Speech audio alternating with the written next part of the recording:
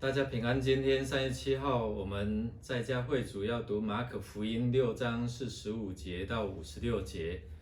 题目是从旁边走过去。我们先来看今天的金句，在6章48节说：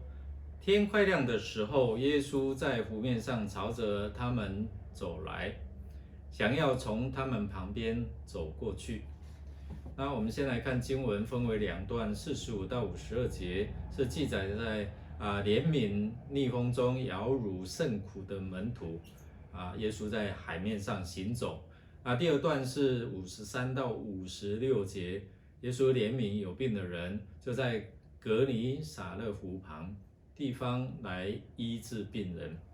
那本段经文，耶稣在海面上行走的神迹，那是紧接着在我们之前看5饼2鱼的神迹之后，那除了路加没有记载之外，马太马可还有约翰都有记载，但互相都有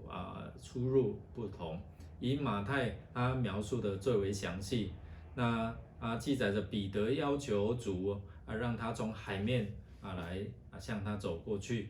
但是他看到因为风浪太大，所以他就害怕，就快要沉下去哦。那主耶稣就伸手来拉住彼得不然他就会往下沉。所以主耶稣就拉起他之后，责备他说：“你这小信的人为什么疑惑呢？”那约翰记载的比较简短其中所记的多数是其他2本福音书所未记载的。他记载说，众人看见耶稣所行的神迹就说这真是要来到世间的先知。那耶稣知道这些众人要来强逼他做王，所以他就独自来退到山上去了哦。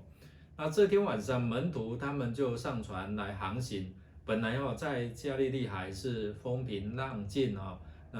景色宜人他们可能以为可以一帆风顺，安抵对岸，岂不知就是航行在半夜大概10多里路的时候，忽然狂风大作，海面来翻腾那时船在海中因风不顺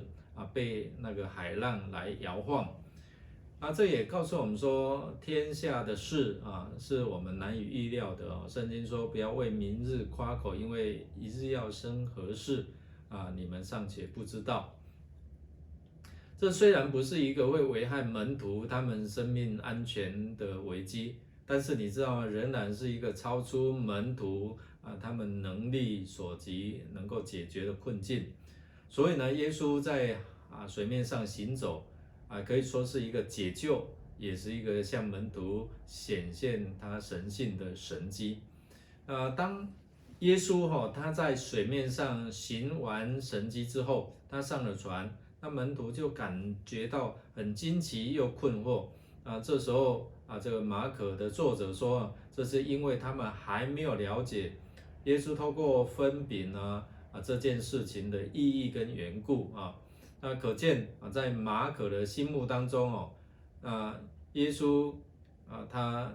和喂养5000人的神迹，就是这一个事件跟喂养5000人的神迹是互相来关联的那耶稣看见门徒的困境马可他要见证的就是说，耶稣他拥有超自然的能力。第二，他主动的关怀门徒他们的处境，看到他们遇到困境的时候，耶稣就有怜悯，并且赐给他们权柄临到他们当中，并解决他们的困境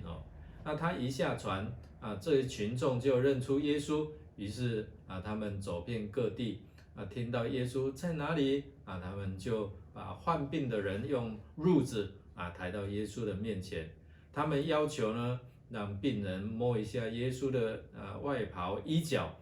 所有的人都被医治了。这也让我们认识到这位耶稣是医治并且拥有全能的主那我们来默想，在我们的人生每一个困境里面我们都有主的眷顾。问题是，